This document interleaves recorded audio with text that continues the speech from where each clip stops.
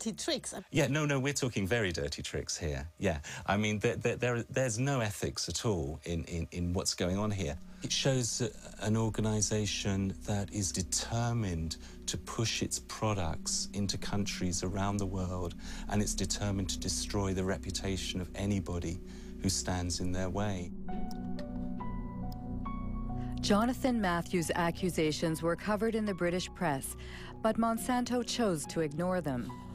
As it continues its unrelenting rise, the company defends its vision of a transgenic world that will resolve the problems of famine and the environment in perfect harmony.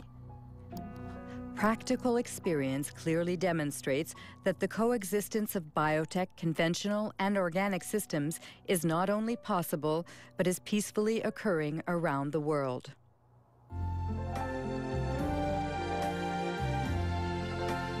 I see trees of green. Imagine mundo que preserve a natureza, o ar, os rios. Onde a gente possa produzir mais com menos agrotóxicos, sem desmatar as florestas. Você pensa num mundo com transgênicos.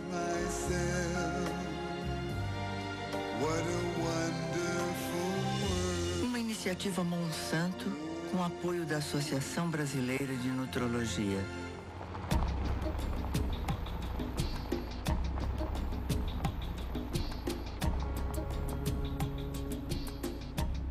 A transgenic world already exists in South America, where 100 million acres of Roundup-ready soybeans were planted in 2007.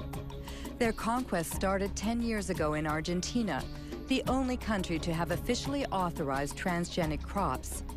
Since then, GMOs have mysteriously spread to neighboring countries, like Brazil and Paraguay seen here. In 2005, Paraguay finally legalized these smuggled crops to save their soybean exports to Europe, where labeling GMOs is obligatory. In reality, for the Ministry of Agriculture, the deed had already been done. We had to authorize GMO seeds because they had already entered our country in a, let's say, unorthodox way. Do you know how transgenic seeds entered the country? Through the black market or smuggling?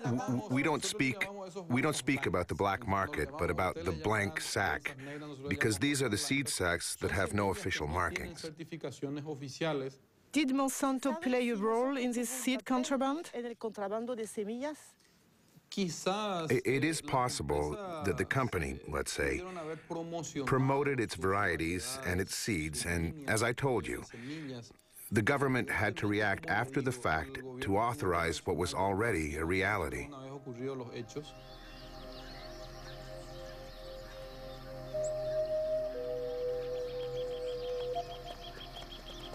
Whatever the origin, contraband has been profitable for Monsanto.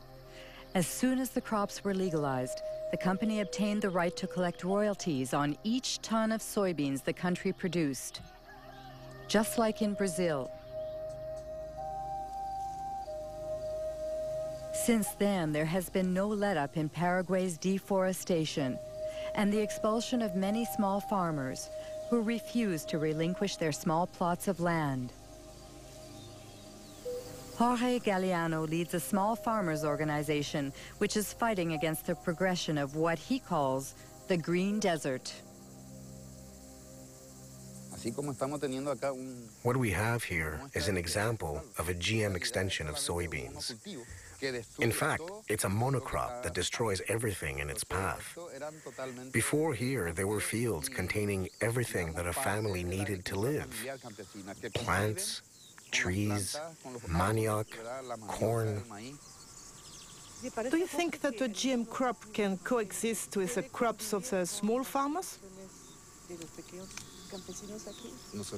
No, we are sure it can't. There are two incompatible models that can't coexist. It's a silent war that eliminates communities and families of small farmers. In addition, it destroys the biodiversity of the countryside. It brings death, poverty, and illness, as well as the destruction of the natural resources that help us live.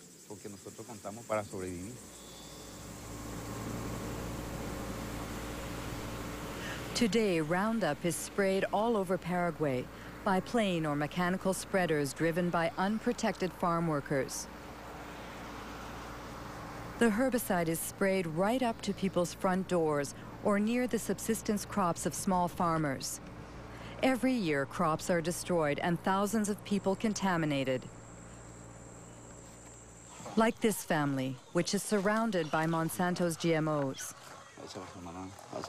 The parents are worried about their son Pedro because every day he has to cross the soybean fields to sell his mother's homemade corn tortillas.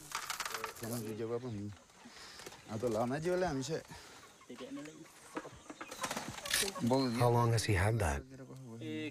It started 15 days ago. It started on his foot and then it spread. That's how it starts.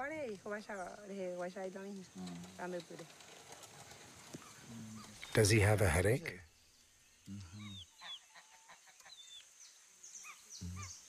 Is he eating? Very little. Today he didn't want to eat what I prepared for him. He only drank a little fruit juice. And his brother? He eats better, but it's difficult.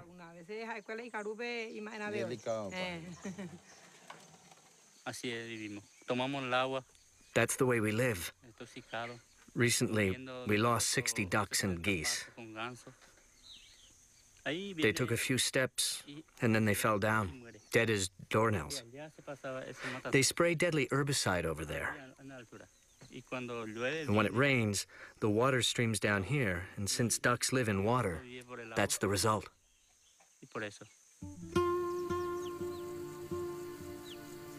In Paraguay, 70% of the farmland is owned by only 2% of the population. With GMOs, the concentration is increasing. 3/4 of the soybean producers are foreigners staking claims for this new green gold. The ban on animal-based feed after the mad cow epidemic and the recent biofuel craze have caused soy prices to soar, triggering a rush to Roundup-ready crops. According to the last census in Paraguay, each year 100,000 people leave rural areas to live in urban slums. An estimated 70% flee Monsanto's genetically modified soybeans, which are destined to feed Europe's chickens, cows, and pigs. We are going to talk about the production model of GM soybeans promoted by Monsanto. It's a true multinational company. It's everywhere in the world. Its objective is to control all of the world's food production through farmerless farming.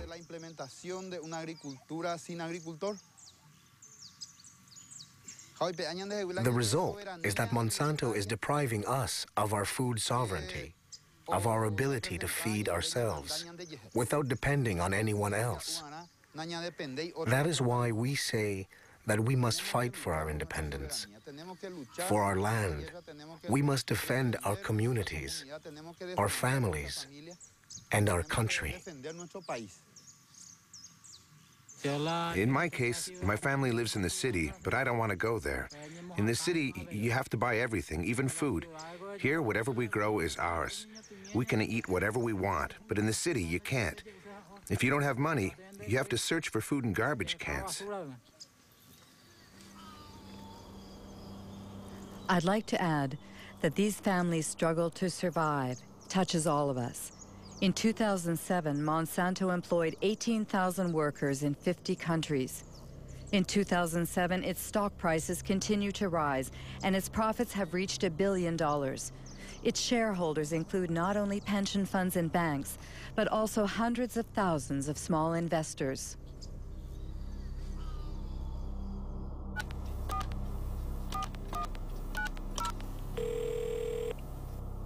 Chris Horner.